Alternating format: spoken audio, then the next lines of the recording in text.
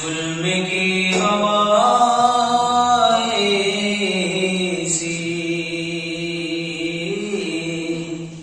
چل پڑی ہے بستی میں،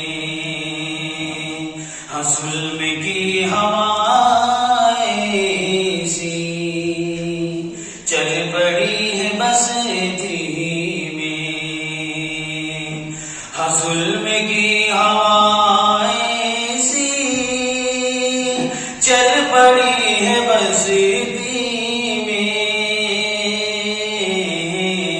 ارے شادیاں نہیں ہوتی، ہاں شادیاں نہیں ہوتی یارو آج سستی میں، ہاں شادیاں نہیں ہوتی یارو سستی میں،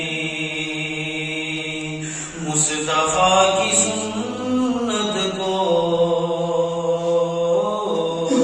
عام تم کرو لوگو،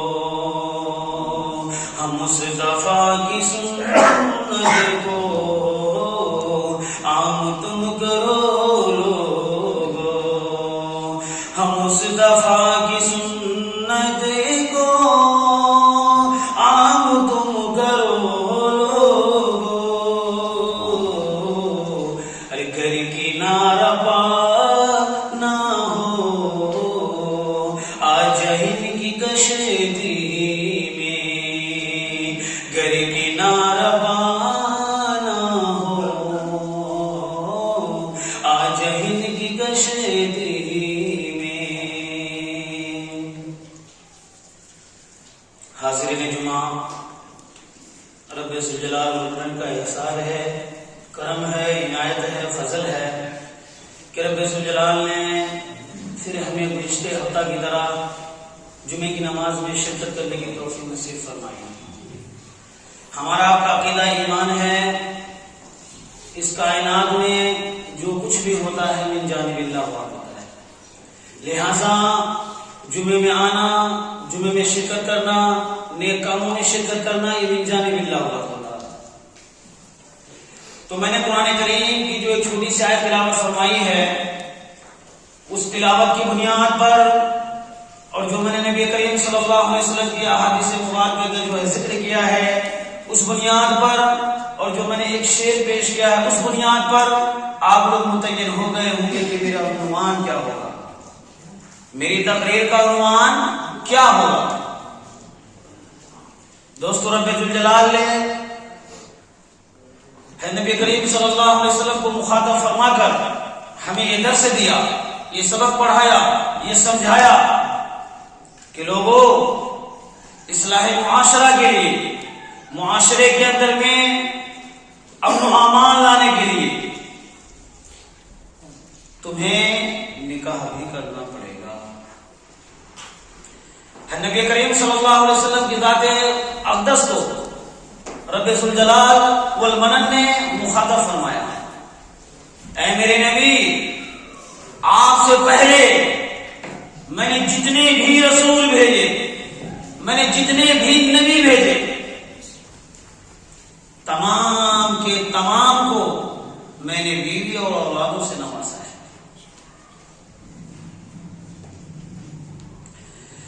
اس لیے رب ذوالجلال نے قرآن کریم میں فرمایا، لَقَدْ أَرْسَلْنَا رُسُلًا مِّن قَبْلِكَ، اے میرے نبی، میں نے آپ سے پہلے جتنے بھی رسول بھیجے، جتنے بھی نبی بھیجے، کیا کیا ہم لوگوں نے؟ رب ذوالجلال نے آگے بھی فرمایا، وَجَعَلْنَا لَهُمْ أَزْوَاجًا وَذُرِّيَّةً، کہ ان سبوں نے جو ہے شادی کی، پھر رب ذوالجلال نے اولاد کی دولت سے مالا مال بھی فرمایا۔ تو دوستو، اصلاح معاشرہ کے لیے شادی کیوں ضروری ہے؟ یہ فطری چیز ہے۔ رب ذوالجلال نے حضرت آدم علیہ السلام کو جب جنت سے دنیا کے اندر اتارا تسکین قلب کے لیے، تسکین حیات کے لیے، پھر انہی سے حضرت آدم علیہ السلام سے بھی ہوا کو پیدا کرنا۔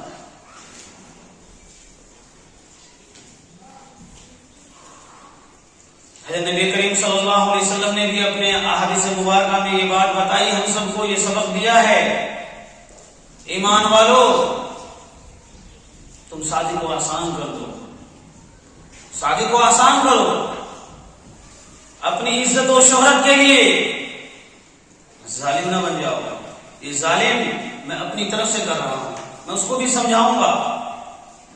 مطلب رب ذوالجلال نے اگر مجھے طاقت دی ہے، پیسے دیے ہیں، مال و دولت سے سرفراز فرمایا ہے، اس کا یہ مطلب نہیں ہوگا کہ ہم اپنے پڑوس میں رہنے والے کا خیال نہ کریں۔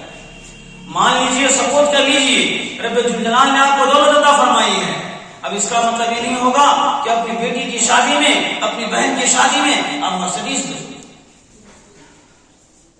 اب جو غریب بیچارے ہوں گے، جو نارمل لوگ ہوں گے، جو مڈل کلاس کے لوگ ہیں، ان کا کیا ہوگا؟ جب ان کی بیٹیوں کی باری آئے گی، جب ان کی بہنوں کی باری آئے گی، پھر ڈیمانڈ ہوگا کہ بھائی انہوں نے شادی کرائی تھی، آپ کے پڑوس میں ہی تو شادی ہوئی ہے گزشتہ، انہوں نے تو مرسڈیز کار دی، اور آپ اس سے کم تر کوئی اچھی سی جو ہے گاڑی نہیں دے سکتے، اس سے اعتبار سے آپ شادی۔ لہذا میرے نبی کریم صلی اللہ علیہ وسلم نے فرمایا، او ایمان والو، او کلمہ والو، او قرآن والو، او حدیث والو، ذرا کان کھول کر سن لو، بہترین شادی وہ شادی ہے، برکت والی شادی وہ شادی ہے جس میں آسانیاں ہو۔ اب آپ کے ذہن میں سوال ہوگا، آپ کیا کہہ رہے ہیں؟ شادی کرنے میں کوئی دقت، کوئی پریشانی ہوتی ہے؟ اگر کہیں شادی کی محفل لگتی ہے تو وہاں دادا بھی یہ سوچنے لگتا ہے کاش کہ میری شادی ہوتی۔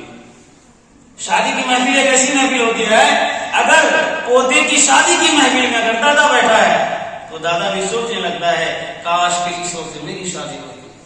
تو صاحب ٹینشن کا ہی ہو، ٹینشن کیوں ہو رہی ہے؟ تکلیف کیوں ہے؟ میرے نبی نے آسان کیوں کہا ہے؟ اس کا مطلب یہ ہے ہم شہرت کی بنیاد پر، شہرت کے لیے اور جعلی عزت کے لیے کبھی بینڈ بازے کرتے ہیں، اور جہاں کم سے کم خرچے میں شادی ہو جاتی وہاں ہم لاکھوں کروڑوں اڑا دیتے ہیں۔ ان چیزوں سے گریز کرنے کو میرے نبی نے شادی کے اندر آسانی کرنے کو کہا ہے۔ اس سے فائدہ یہ ہوگا جو آپ کے پڑوس میں رہنے والے ہیں، وہ بیچارہ غریب ہے، وہ نارمل ہے، اس کی حیثیت اتنی نہیں ہے جتنی آپ کی ہے۔ آپ کو اللہ نے دولت سے نوازا ہے، آپ نے اپنے بینک اکاؤنٹ سے نکالا اور آپ نے اڑا دیا۔ اب جو بیچارے روزانہ کماتے اور کھاتے ہیں ان کے لیے آپ درد سر بن گئے، گویا کہ ظالم بن گئے۔ اس لیے میرے نبی نے فرمایا، اور شادی کی بہت فضیلتیں قرآن حدیث میں آئی ہے۔ نبی کریم صلی اللہ علیہ وسلم نے فرمایا، اگر کوئی بندہ شادی کر لیتا ہے، اس کے بعد اتنی استطاعت ہے، اگر وہ شادی کر لیتا ہے گویا کہ اس نے ایمان کو مکمل کر لیا، نصف ایمان کو مکمل کر لیا۔ تو دوستو، اصلاح معاشرہ کے لیے اگر میں یہ سمجھتا ہوں میں لوگوں کو نماز کی طرف بلاؤں، اگر میں یہ سمجھتا ہوں لوگوں کو دین کی طرف بلاؤں، اگر میں یہ سمجھتا ہوں لوگوں کو مسجد کی طرف لے آؤں، اور یہی دین ہے، یہی ایمان ہے، یہی قرآن ہے، یہی حدیث ہے، تو یہ مکمل نہیں ہے صاحب۔ میں اپنی زندگی میں اپنے لائف کو دیکھوں کہ میری لائف میں کیا ہے کیا نہیں ہے۔ اس لیے کسی صاحب نے کہا ہے، نقشوں کو تم نہ دیکھو، لوگوں میں چل کے دیکھو کیا چیز جی رہی ہے، کیا چیز مر رہی ہے۔ نماز کی طرف بلانا بہت بڑی بات ہے، ایمان کی طرف لے آنا بہت بڑی بات ہے، مسجد کی طرف لے آنا بہت بڑی بات ہے، لیکن صاحب میں اپنے حساب سے، میں اپنے گرہبان کے اندر یہ چیز دیکھوں جو میں عمل کر رہا ہوں، اس عمل کرنے کی وجہ سے میرے پڑوس میں رہنے والے کو تکلیف تو نہیں ہے۔ تو جو ہم اپنے محلے کے اندر اس بات کو عام کریں گے بفضل تعالی، یہ بات میں بڑے ایسا نہیں کہ میری شادی میں خرچہ نہیں ہونا تھا، اگر میں گھر والوں کی بات پر رہتا، اگر میں اپنے فیملی کے حساب سے سوچتا تو میری شادی میں بھی تقریباً 3-4 لاکھ روپے تو خرچ ہو ہی جاتے، لیکن میں نے اپنا مولوی والا دماغ لگایا، میری شادی کل 35,000 میں ہوئی ہے، آپ کو یقین نہیں آتا ہوگا، کل 35,000 میں۔ کب؟ 2020 میں 26 دسمبر 2019 کو میری شادی ہوئی۔ مطلب یہ ہوا اگر میں چاہوں، اگر ہم سب چاہیں تو ہماری شادیاں آسان ہو سکتی ہیں، لیکن اگر میں چاہوں ہی نہ، میں غور ہی نہ کروں، میں توجہ ہی نہ دوں تو دوستو یہ پاسبل نہیں ہے۔ لہذا جس معاشرے کے اندر ہم رہتے ہیں، جب ہماری زندگی گزرتی ہے، صرف میں اپنے حساب سے نہ سوچوں بلکہ میں اپنے پڑوس کے متعلق بھی سوچوں کہ میرے پڑوس میں رہنے والے کو میرے اس عمل کی بنیاد پر کہیں دقت تو نہیں ہو رہی ہے۔ میرے نبی نے یہ بھی کہا اس موجود سے جو ہٹ کر ہے، مسلمان تو وہ ہے جن کے ہاتھ سے، جن کی زبان سے دوسرے مسلمان محفوظ رہے۔ اب اس میں عمل بھی آ جائے گا۔